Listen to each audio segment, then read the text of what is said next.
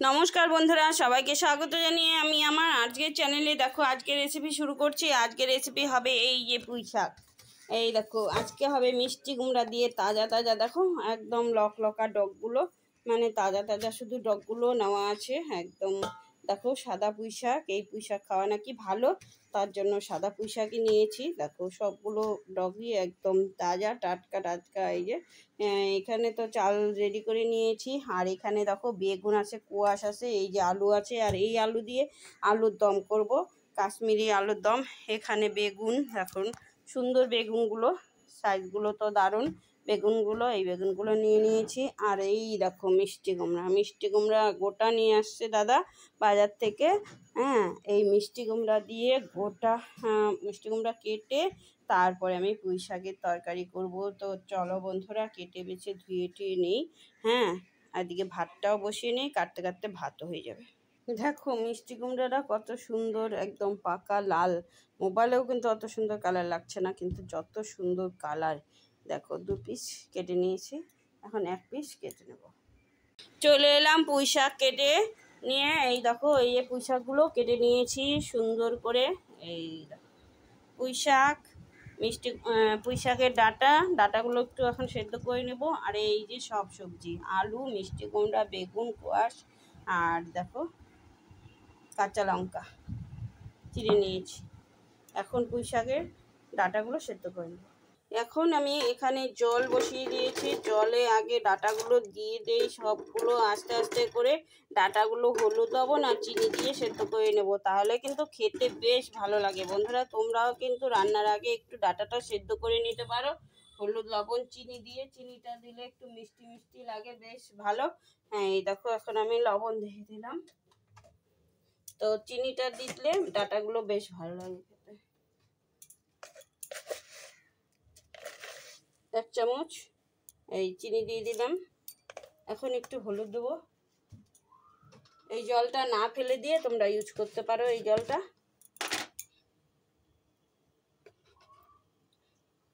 দেখো পুঁই শাকের ডাটাগুলো তো সেদ্ধ হয়ে গেছে।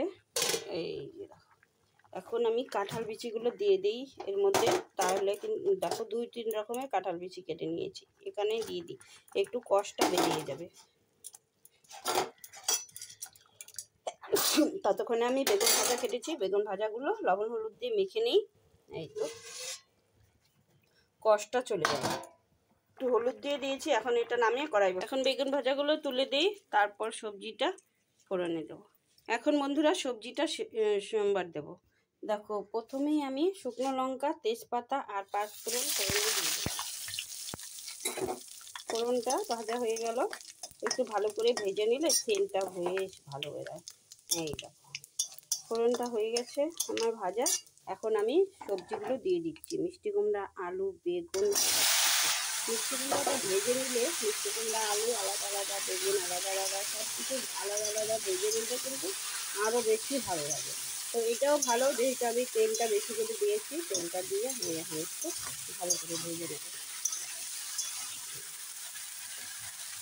এখন আমি লবণ দিয়ে দিই,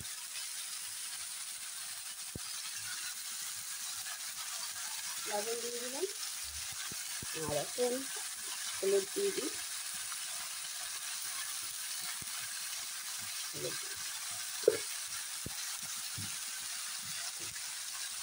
চেরা কাঁচা লঙ্কা দিয়ে দিই। আমার ছেলের জন্য বেগুন ভাজা করেছি। সবজি আছে, পটল চিংড়ি আছে, পটল চিংড়ি দিয়ে ও খাবে বেগুন ভাজা দিয়ে। সবজিও খাবে, তো ওর স্পেশাল কিছু লাগে তার জন্য। এখন ভালো করে ভেজে নিই সবজিটা। এই যে আবার একটু ভালো করে নেড়ে ভাজা ভাজা করে নিচ্ছি, ভালো করে ভেজে নিলে টেস্ট কিন্তু আলাদা হয়। এখন কাঁঠাল বিচি আর পুঁই শাকের ডাঁটা উঠিয়ে নিয়েছি, এখন দিয়ে দিলাম। পুঁই শাকের ডাঁটা আর কাঁঠাল বিচি দিয়ে আবার একটু ভালো করে নেড়ে ভেজে দেবো। দেখো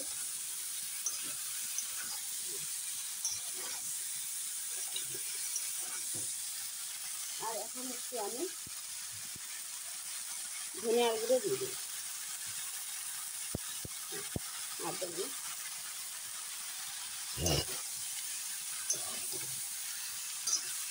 মিষ্টি কুমড়া পুঁই শাক বেগুন দিয়ে তো এমনি খেতে ভালো লাগে, আর মশলা দিলে তো আর একটু ভালো লাগবে। তো যেহেতু এখন গরমকাল, বেশি মশলা খাবো না, এখন একটু ঢাকা দিই।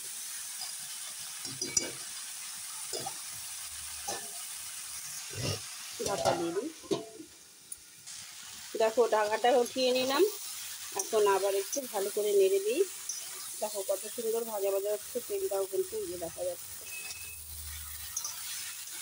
এখন পুঁই শাকগুলো দিয়ে দেবো। পুঁই শাক, এই যে শাকটা ধুয়ে নিয়ে আসছি,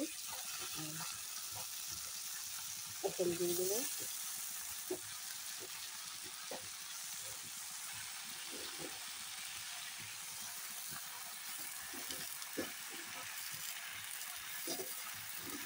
শাকটা দেওয়ার পরে এখন আস্তে আস্তে নেড়ে দিই।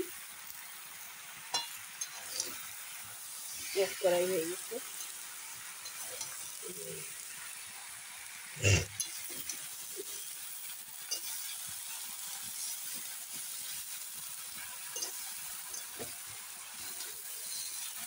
আস্তে আস্তে নেড়ে নেড়ে কমাতে হবে।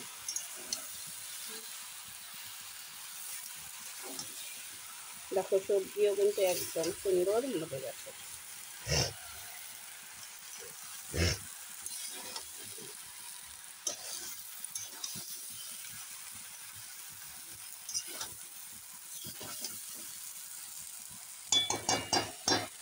এখন ঢাকা দিয়ে দিই, হোক 5 মিনিট। এখন ঢাকাটা এই যে খুলে নিলাম। গ্যাসের ওভেনটা কমিয়ে দিয়েছি। এই যে দেখো অনেকটাই সেদ্ধ হয়ে গেছে, কাঁঠাল বিচিগুলোও সব সেদ্ধ হয়ে গেছে, দারুণ। আর একটু নেড়ে নিই, আর একটু কষাতে হবে।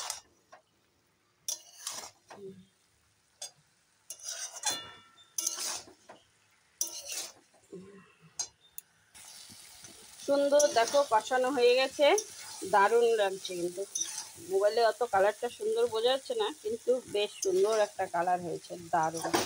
হ্যাঁ এই দেখো সুন্দর হয়েছে। এখন ওই যে পুঁই শাকের ডাঁটা যে সিদ্ধ করেছি, সেই জলটা দিয়ে দিলাম। যে কাঁঠাল বিচিও ছিল একটা,